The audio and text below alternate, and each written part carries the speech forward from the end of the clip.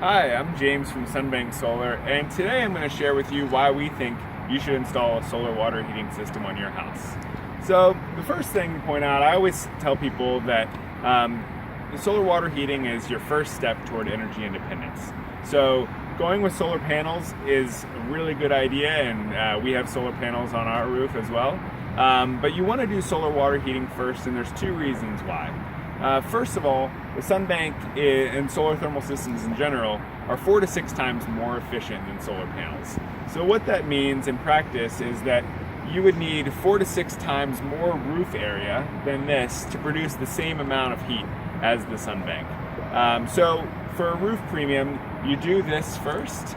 You take off that load, either electric or gas load that you would be using for heating water, and then you can design a solar panel system after that to take care of the rest.